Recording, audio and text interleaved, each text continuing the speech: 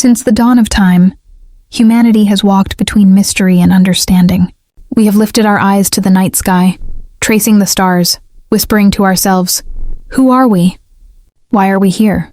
And who, if anyone, listens when we speak to the silence? Every generation asks the same questions in new ways. Once people gathered around firelight, telling stories of gods and spirits who shape the world.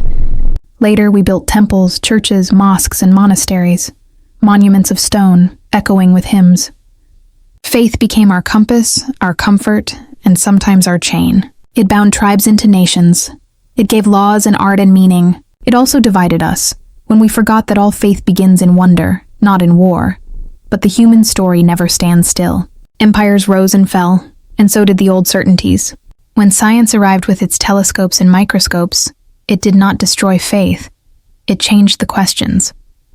We learned that the earth is not the center of the universe, that our bodies are made of the same dust as distant stars. And yet, even as we reached outward into the cosmos, we kept searching inward for the spark that makes us human.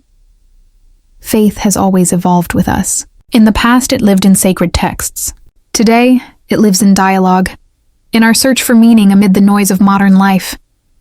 And tomorrow, it may live in something we can barely imagine. This is not the death of faith. This is its next chapter. Faith in the human journey. Faith is not only belief in the unseen. It is the courage to trust meaning beyond logic.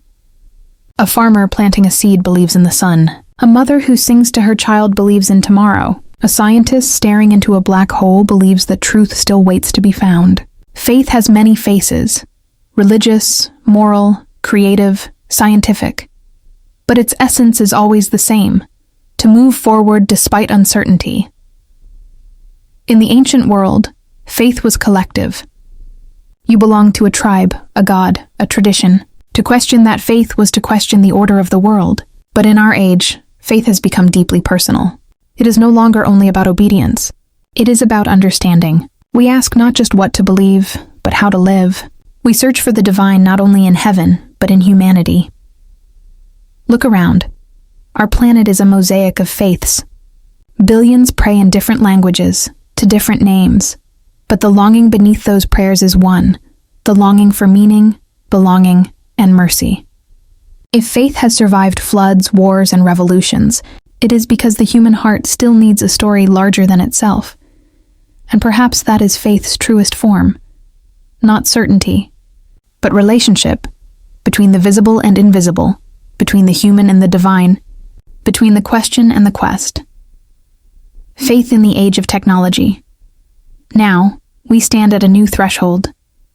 Our tools have become almost godlike. Machines can learn, speak, and decide. Artificial intelligence writes poetry, paints portraits, even dreams in code. Biotechnology can alter genes, cure diseases, and reshape creation itself. We have begun to do what once we only prayed for. But progress without purpose is power without wisdom. Technology can illuminate, or it can consume. It can connect hearts across oceans, or trap us in screens of loneliness. So the question returns: what anchors the soul in an age of infinite data? Here faith re-enters, not as superstition but as conscience. It reminds us that knowledge without humility becomes arrogance, and power without compassion becomes destruction. Science asks what we can do. Faith asks what we should do. A future guided only by logic could be efficient, but empty. A future guided only by faith could be passionate, but blind. The true future must hold both, reason and reverence walking hand in hand. In laboratories and universities, some of the brightest minds are rediscovering awe. Quantum physics speaks of entanglement, a hidden unity connecting all matter. Cosmology tells us the universe had a beginning, and perhaps a purpose. The language may be different, but the feeling is ancient, the thrill of standing before mystery. We are learning again that the opposite of faith is not reason. It is forgetfulness, the loss of wonder. And so the most urgent spiritual act of the modern age may simply be to look at the world with gratitude. Faith's new temple might be digital, a space where billions share prayers, poems, and hopes online. Its new pilgrimages may be acts of service, cleaning a river, feeding the hungry, defending the voiceless. Its new scriptures might be written not on paper, but in the kindness that travels from one human to another. If technology is our new language, then faith must learn to speak through it, to remind us that even in the cloud, there is a sky. The horizon ahead, the future of faith will not be uniform. In some places, religion will revive with passion. In others, people will step away from organized belief, yet still search for transcendence through art, nature, or human connection. We are moving toward a world where faith becomes less about labels and more about light. Imagine a future where an atheist and a believer can sit together and talk about the meaning of compassion, where a scientist marvels at creation and a monk marvels at science, where truth is pursued not to win, but to understand. That future is not a dream, it is already beginning. Young people everywhere are redefining spirituality. They see faith not as submission, but as service, not as exclusion, but as empathy. They ask, how can belief make the world kinder, fairer, wiser? And in that question lies the seed of tomorrow's faith. Perhaps the future will not have many religions, but one shared reverence for life itself. Faith may become less about doctrines and more about awareness, the recognition that every living thing is connected, that to harm another is to wound ourselves.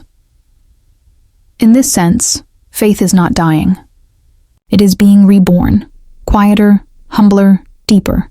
It is stepping out of the temples and into the streets, out of the texts and into the actions of ordinary people. Think of the nurse who stays through the night, the teacher who believes in a child no one else noticed, the stranger who helps without expecting thanks. These are the new saints of the modern age. They prove that faith still breathes, not as a word, but as a way of being. And yet, we must also be honest. The road ahead will not be easy. Extremism, inequality, and digital echo chambers will continue to test the soul of our species. We will still argue, still doubt, still fall. But faith, real faith, has always been less about perfection and more about persistence.